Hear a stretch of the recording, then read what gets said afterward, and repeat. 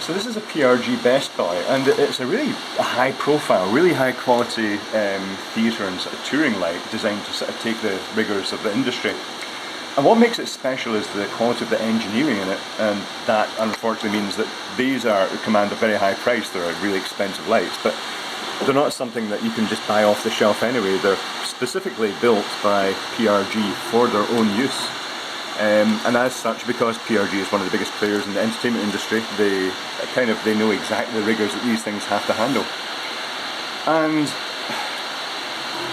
the layer inside is pretty much what you'd expect of a typical modern theatre or touring grade light like this, except everything's just been really well engineered. Everything's been designed to allow for maximum serviceability. So let's take a look at all the bits and pieces. This, what they call a bulkhead here, contains two gobo wheels. You can see one gobo wheel that's indexing round here, and the gobos in it can spin to any position. And it also has indexing on the individual gobos, a little magnet. It also has a hole through it where, without a gobo, so that it can, when that's centred in the optical path, the gobo is completely out of position. And then on the other side, I'll show you the other side afterwards, but there is another gobo wheel. There's a shutter down here, which is this black plate here that's going backwards and forward. It's actually what's the best way to describe that? It's a circle but with divided into four sections, and with two of them blacked out and two of them are just open. You've got the segmented dichroic wheel here, which has multiple sections of specific colours if they want a fixed saturated colour. But you've also got two or four, I think it's four, maybe five, graduated dichroic wheels, where the actual colour on the glass is graduated from one end to the other as it rotates. It's got diagnostic indicators. This is great. Things like diagnostic indicators make it so much easier for us to service. The shutter assembly is a bit in here, the interesting bit that occasionally rotates. And this circuit board has a module. It's got 8 linear actuators on it, and each linear actuator has a shutter that can go in then, so it can tilt or push the shutter right in, and that's to allow it to shape the beam accurately. And by rotating it over a quarter turn, it can also vary the actual position of the shuttering. The lens system is super ultra precise. The optics are not just really high grade optics, but they've got all the coatings on them. It comes with lots of warnings not to use just ordinary glass cleaner in these. It has to be really specific glass cleaner that's not going to damage the coatings, and applied with specific clean cloths. And the lens assembly has 3 main sections. We've got this section here that's also got 2 stepper motors with diffusion and rotating prisms on it. These can rotate to any position. It's got the intermediate lens, and then it's got the main lens in the front that can slide up and down too. And if you actually watch these lenses in use, they track each other very, very accurately. You've probably seen it earlier in the video that when they're actually moving around, they track independently but extremely accurately. And when they initialize, when the unit's first turned on, initially this bottom section will home down to a very accurate position, then the second position will home down to that, and then the top section will home down as well. On the other side of the light, if I turn this around, we have another gobo wheel, and then the other 3 dichroic plates. So one of those will be the dimmer, which will be a graduated mirror. We've got cyan, magenta and yellow for colour mixing. And then probably, since it's a discharge lamp, it will be CTO, correct to orange, to compensate for the when it's in use next to tungsten lighting and warm the colour up.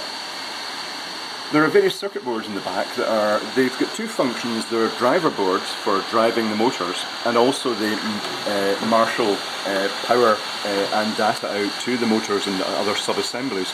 And all the data is run through a CAN-bus network in this to communicate, which is pretty common in these lights as well.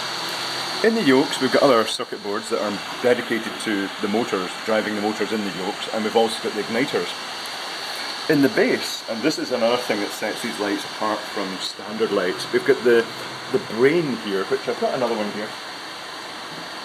And this is a faulty one which we've taken out. It's got a problem recognising a couple of its fans. And also I've cannibalised it for the fuse holders for another one.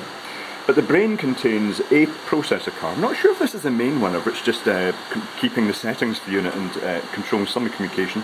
And it's got a fairly beefy 24 volt power supply that powers most of the motors in this. But one of the nice things is that even when it's not in the unit, you can turn the brain on and it will initialize, and you can change settings in it even before it's powered up. So that's quite useful. It means that even if these lights are, you know, you've hung them in a rig but you've not got them, or even before you've even taken them, you could take it out the flight case, or maybe even in some cases in the flight case you can set them. But you can do things like change the DMX address like that. So it makes it quite handy. This touch screen is also very useful because, and I'll power the whole thing up again. I'll pull the plug in it. It's just going through a self-test at the moment. When you power it up, and this is a really useful feature, it's got the touch screen here and it boots up, but it tests everything individually. And initially when the display comes up, you'll see displays the basic data, it displays an error log of things that have occurred. This is in for service, that's why it's got some errors logged, we can clear that. Green means that the test has passed, the white means it's not been tested yet, yellow means it's partially tested, and of course green means it's, you know, the yellow means the test is still in progress. And if you, the index 2 and index 1 are the last ones to test because they actually relate to the gobos in here, and it's the index, and each and every single one of these gobos gets turned until it's detected, and you'll see the wee light on the circuit board here do that, but Emmett's just finished that test, so it is complete. The other great thing about these, and it's a huge thing, is that it's very easy to pull these modules out. There's a few connections on them, but it's very easy to remove the module out this side, and that's you can basically replacing the bulk of the brain in the thing. But if you take the one out the other side, that's the lamp ballast, the electronic lamp driver. And being able to change that very easily is a major improvement over some of the older style of lights. But everything in here is serviceable. All it takes is 2 screws out either side, and then a few connectors off, and then you can basically pull this whole assembly out, and that gives the ability to either just pop a new card in while the light's in situ, or should I say a whole new module in while the light's in situ, or take it out for service and then replace it. So they're what you might call a fairly standard light, just this particular one is extremely well engineered. It's just the pinnacle of its type, it's one of the best there is.